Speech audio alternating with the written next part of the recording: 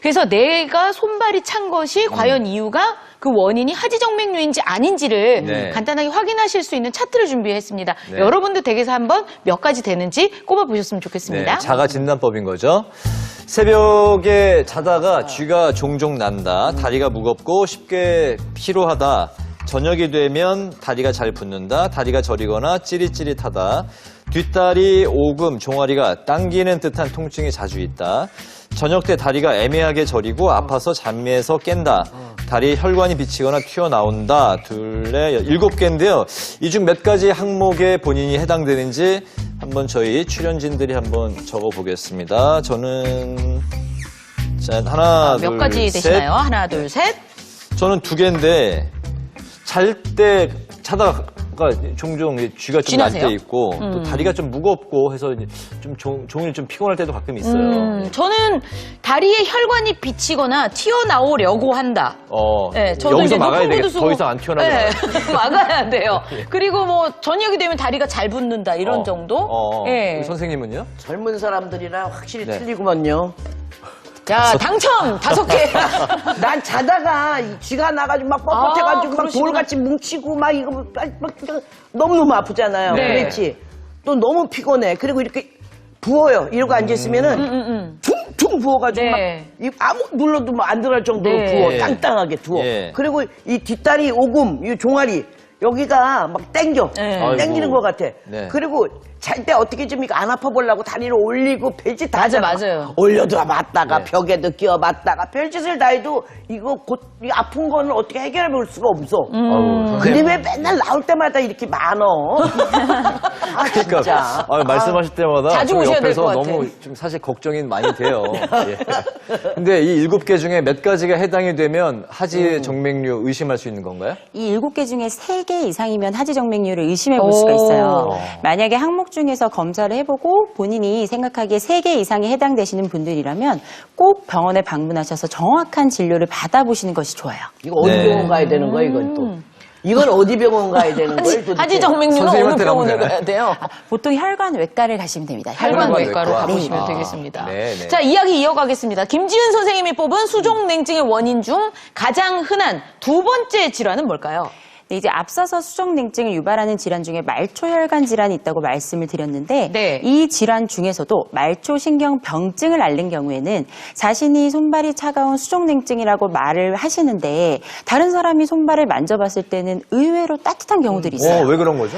이제 말초신경병증은 단독으로 발생하지 않고 당뇨와 같은 내과적 질환들이 함께 따라오는 경우가 많은데요. 네. 자, 이제 지금 사진 보고 계시죠? 예. 말초신경병증은 보시다시피 발과 같은 신경 말단 부위에 있는 신경에 문제가 생겼을 때 통증이 발생하게 돼요. 증상은 주로 손발이 시리고 저리고 무딘 증상까지 다 나타나게 됩니다. 네. 손도 손끝에서부터 시작해서 손목까지 시리고 저리고 무딘 증상이 다 나타나게 돼요. 근데 그렇지만 아까 말씀드린 것처럼 막상 환자의 손과 발을 만져보면 따뜻한 경우가 많아요. 왜냐하면 뇌에서 감각을 인지하는 신경에 문제가 생겨서 실제로는 손과 발이 따뜻한데도 뇌가 내 손발이 지금 너무 차가워하고 인식을 하는 거예요. 잘못됐네. 그래서 이런 말초신경병증을 치료하지 않고 방치를 하게 되면 점점점 신경 손상이 지속돼서 발 감각이 무뎌지고 발이 썩어 들어가서 최악의 경우에는 발을 절단하기까지 그렇게 그런 경우도 진짜 있습니다. 그런 일이 생기는구나. 실제 내 손발이 따뜻한데 나는 또 이게 차다고 느끼고 있는 거예요. 느낄 수가 있는 거군요. 이야, 신기합니다. 네, 그래서 이제 저희가 말초신경병증인지 아닌지 이제 알아볼 수 있는 방법을 준비했거든요. 먼저 화면을 보면서 이야기를 하겠습니다. 네, 지금 화면에 발 사진이 나오고 있는데 빨간 점이 10군데 지금 찍혀 있죠. 김지은 선생님 설명 좀 보면서 부탁드릴까요? 자, 이것은 모노필라멘트라고 하는 검사예요. 네. 여기 이제 치간 칫솔 하나 준비하시면 집에서도 간단히 검사해 보실 수 있어요. 네. 이제 원래 병원에서는 필라멘트라는 길고 가느다란 도구를 활용해서 검사를 진행하는데요. 오늘은 이 치간 칫솔로 말초신경병증을 자가 진단하는 방법을 알려드릴게요. 네, 화면에 나온 그림을 보시면 발에 총 10군데의 부위가 있죠. 치간 칫솔 끝으로 표시된 부위를 천천히 찔러 보시면 됩니다. 이때 약하게 찌르시면 안 되고 되고 칫솔 끝부분이 C자 형태로 구부러질 정도로 강하게 찔러주셔야 돼요. 이렇게 10군데를 찔러봤을 때 몇 군데에 감각이 없는지를 확인해 보시면 됩니다. 내가 나 혼자서 뭐 찔러볼 수도 없고 뭐 어떻게 해야 되는 거예요? 누가 좀 찔러줘야 되겠네요. 문영미 선생님은 김지은 선생님 직접 좀 테스트를 해봐 주시죠. 일단 배가 안 구부러져서 못 찔러. 진짜. 발만 올려줘 보세요, 선생님. 예. 됐네요. 자, 이제 여러분 발을 이렇게 보시면 네. 이제 아까 말씀드렸죠? 엄지발가락 먼저 한번 찍어보고 세 번째, 다섯 번째. 네, 그리고 여기 발 윗부분에도 검사를 해보고 자, 네. 여기 아래쪽 그 다음에 발꿈치까지 이렇게 하면 9군데죠? 네. 여기에다가 마지막으로 발등에도 한 군데 이렇게 아. 검사를 해보시면 돼요. 자, 찌를 때도 천천히 찔러볼게요. 자, 지금부터 제가 10번을 찌를 건데 네. 총 몇 군데에서 감각이 느껴지는지 한번 헤아려 보실게요. 네. 선생님, 진짜로 찌르는 건 아니고 보시면 안 됩니다. 꽉 누르시는 거죠? 네네네네. 보시면 안 돼요. 딴 데를 보시고요. 어디? 어.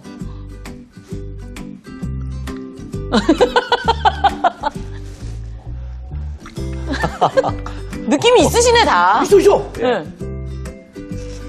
자, 지금 몇 군데에서 감각이 느껴지셨어요? 잊어버렸어.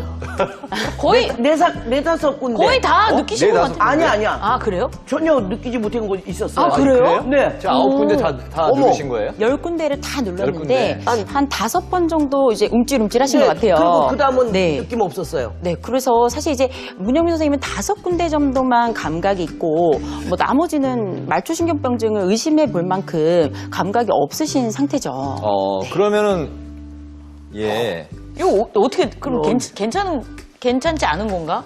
지금 이제 우리가 찔러봤을 때 10군데 중에 4곳 이상, 네. 아. 4곳 이상에서 감각을 느끼지 못한다면 말초신경병증을 의심해 볼 수 있어요. 아. 지금 5군데 정도 되시잖아요. 네. 말초신경병증을 충분히 의심해 볼 수 있으니까 꼭 병원에 가서 진료를 받아 보셔야 합니다. 아. 네. 김유현 선생님이 지금 이제 하지정맥류 말초신경병증이 있을 경우에 손발이 찬 증상이 나타나기 이제 쉽다고 이제 말씀하셨는데 송우섭 교수님 생각은 어떠십니까?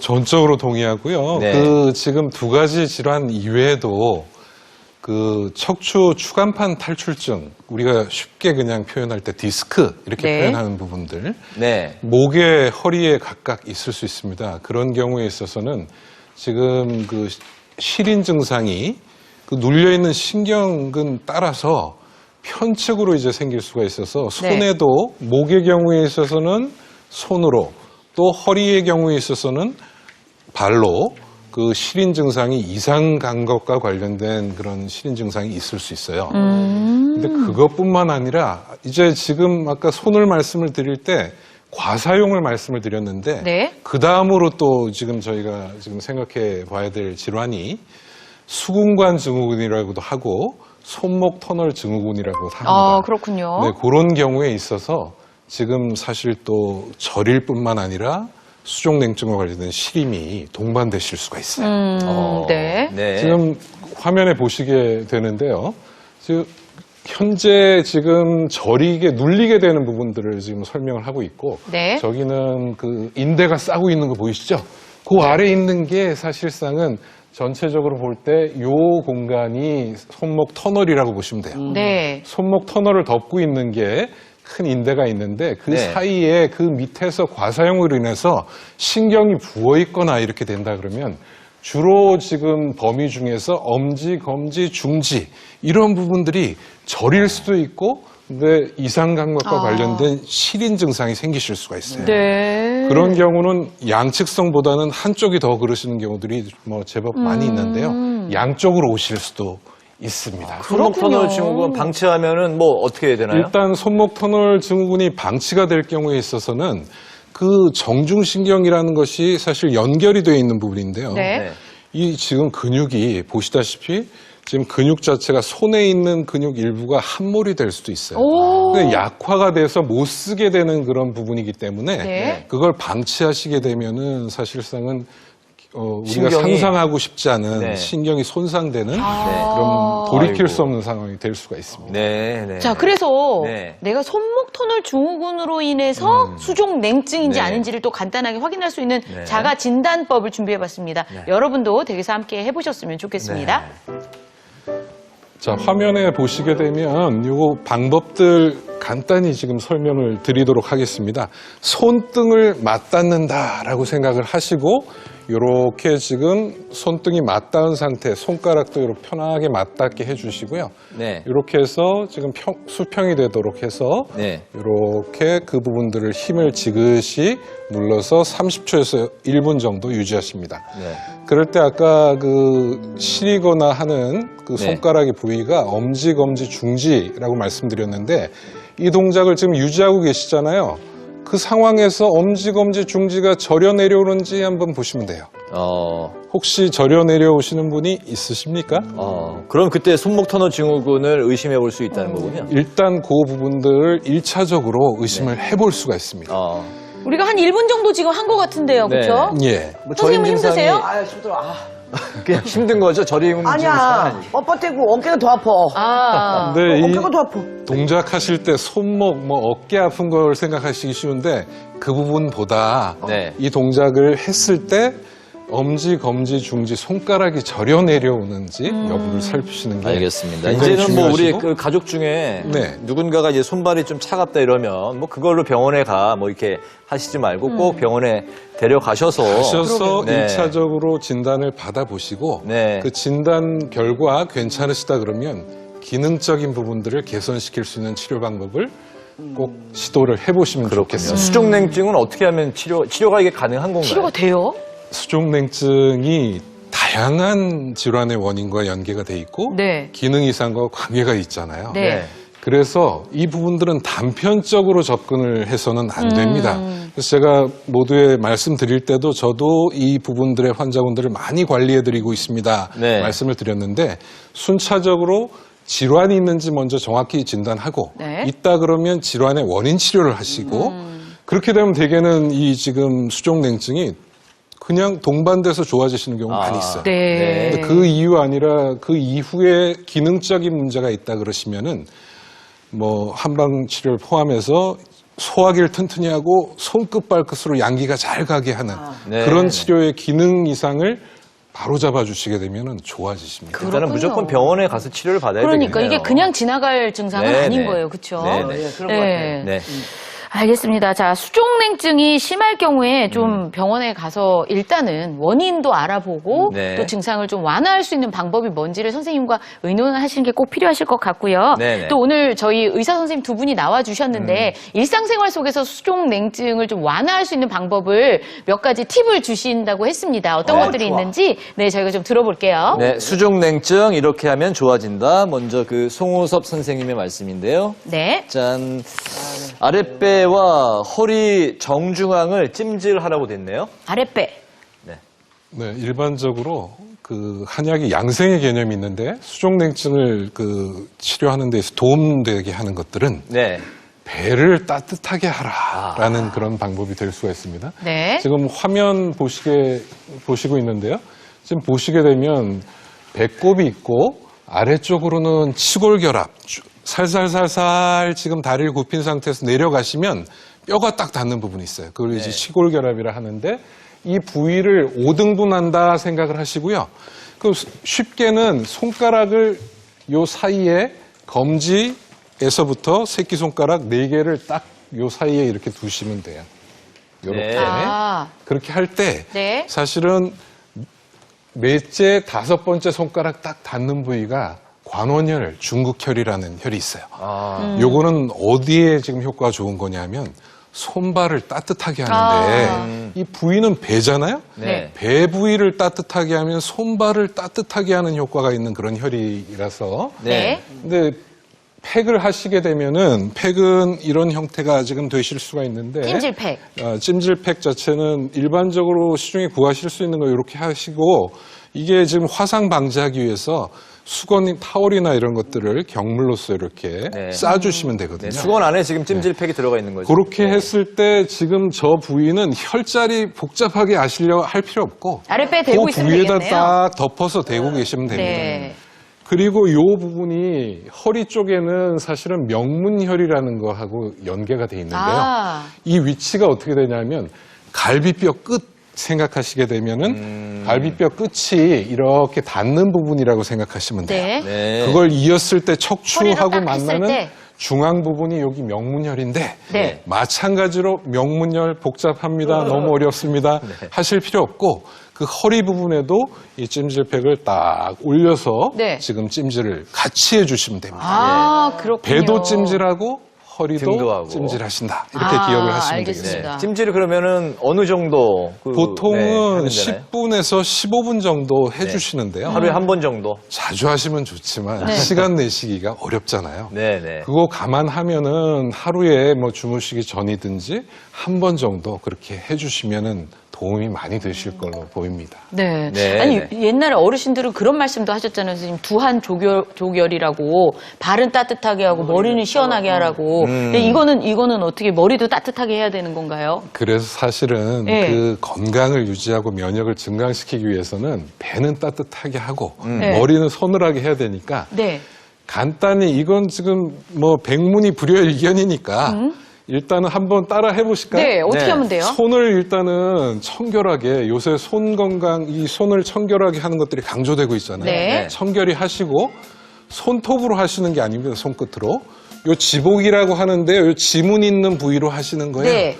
머리에 딱 두시면 머리 부위에 특정 뭐 경혈이든 혈자리든 이런 거 생각 안 하셔도 돼요. 그냥, 예. 해서 네. 그 부분을 지그시 눌러서 이렇게 움켜쥐듯이 반복적으로 이렇게 자극을 해주시면 돼요. 혼자서 하셔도 되고요. 네. 사실은 서로 교대로 가발이다. 해서 교감을 나누시면서 하시면 두피가 막 흔들리는데. 훨씬 더 좋을 수 있습니다. 예. 그 아, 생각해 이게 머리에 보시면 냉찜질을 하는 게 아니라 그냥 시원한 지압을 해주면 되는 거군요. 지압을 하게 되면 시원해, 시원해. 배는 아까 찜질해서 따뜻하게 해주셨잖아요. 네. 이 지압하시는 동안에 이게 지금 머리는 스트레스 받고 이게 데워져서 문제가 있기 때문에 네. 서늘하게 지금 열을 내려주는 화가 내리는군요. 그렇습니다. 네네. 알겠습니다. 시원하게 머리도 좀 지압도 하시고 배와 여기 네. 뒤에 허리 쪽을 따뜻하게 찜질을 하시면 네. 좀 손발이 따뜻해지는 데 도움을 받으실 것 같고요. 네. 자, 선생님들께서 주시는 두 번째 비법 살펴보겠습니다. 네, 수족냉증 이렇게 하면 좋아진다. 두 번째 이번엔 김지은 선생님이 알려주신 건데요. 짠. 발 뒤꿈치 들고 오르내리기네요. 네, 맞습니다. 수족냉증 환자들의 증상 개선을 위해서 가벼운 운동을 해야 한다. 이런 것들이 이제 실제 의사들의 권고 사항인데요. 네. 오늘은 혈액순환에 도움을 주고 특히 발의 시린 증상을 완화시켜주는 운동 한 가지를 소개해 드리려고 합니다. 네. 네, 그것이 바로 발 뒤꿈치 들고 오르내리기인데요. 이 운동은 종아리 근육을 강화시켜 주는데 종아리 근육은 하체의 펌프 기능을 해요. 그래서 다리로 내려간 혈액을 심장에서 온몸으로 올려주는 역할을 하기 때문에 발시림 증상까지 개선을 시켜줍니다. 네, 네. 그럼 선생님 좀 보여주시겠어요? 네, 알겠습니다. 하면 되는지? 자, 이제 발판, 네, 이런 발판이 있으시면 이용하셔도 좋고요. 낮은 의자나 계단에서 하셔도 됩니다. 네. 제가 보여드리려고 일부러 맨발을 좀 했는데요. 아우, 선생님 감사해요. 맨발 투. 네, 여기서 가만히 있다가 한 계단 올라가서 5초 정도. 아, 까치발로? 네, 까치발로 발 뒤꿈치를 들고 5초 버티셨다가 강하게 디디면서 꾹 밟아 내려오시고요. 다시 또 5초 까치발로? 올라갔다가 또 내려오시고 오. 또 이렇게 5초 올라갔다가 네, 내려오시고 이렇게 하시면 되는데 네. 이것을 한 30회 정도 반복해 주시면 되고요. 예. 최대한 발을 아래로 내릴 때는 발밑으로 힘을 실어 주셔야 하고 네. 만약에 두 발로 하다가 익숙해지시면 한 발로 하셔도 좋습니다. 아. 균형을 좀 잘 잡아야 되겠어요, 선생님. 네, 균형을 잡는 게 굉장히 포인트죠. 예, 예. 저도 한번 해볼까요? 나가서 한번 해볼까요? 네, 해봐 주시겠어요? 문영민 선생님 좀 허리가 안 좋으셔서 지금 하시기 좀 힘드시죠? 일단 한번 해보세요. 일단 한번 해볼까요? 네. 일단 해봐요. 네. 네. 우리 신동진 아나운서가 네. 대표로. 하고 올라오면서 예. 네, 바로 발 뒤꿈치 뒤꿈치를 올려주셔야 들고. 돼요. 네. 좀 더 올리시고 네. 5초 지났으니까 네. 다시 또 내려오시고 내려가고. 네. 가벼우시다. 이렇게 해서 또 한번 동작이. 또 다시 신동진 아나운서. 발 뒤꿈치 들고 그렇죠. 5초 동안. 들고 네. 너무 잘하시네요. 잘해, 네. 잘해. 또 밟고 내려오시면 돼요. 네, 이렇게 해서 30회를 이제 반복하면 된다는 거죠. 알겠습니다. 네, 이준 씨는 그냥 네? 넘어가는 걸로. 저는 휘청할 것 같아요. 아니, 그냥 집에서 이렇게 네. 그냥 텔레비전 보면서도 맞아요. 콕 이런 거 없어도 돼. 집에 이런 거 있는 집이 어디 있어? 네. 그렇잖아요. 네. 이거 없으면 그냥 까치발로, 감사, 이 시범을 한번 또 보여줘야지. 이게 없어. 네. 집에 이게 있는 집 있어요? 까치발. 저희 집에는 그런 거 있어요. 왜요? 예? 왜요? 운동하려고 스텝 까치발. 뒤로 보여줘야지. 예. 까치발 이렇게 하고, 하고, 네. 요렇게, 내리고. 요렇게. 요렇게, 요렇게. 잘하시네요. 요렇게, 요렇게. 균형 잘 잡으신다. 요렇게. 예, 예. 나 문영미야. 멋지세요. 네. 지금 까치발. 이렇게 까치발 드는 방법으로 수족냉증을 충분히 완화할 수 있다. 네네. 계단이나 이런 난간이 불편하시면 이건 약간 난이도가 있으니까요. 네, 네, 네. 운영미 선생님처럼 이렇게 바닥에서 그냥 하시는 것도 네. 충분히 도움이 될 거예요. 네, 익숙해지실 때까지는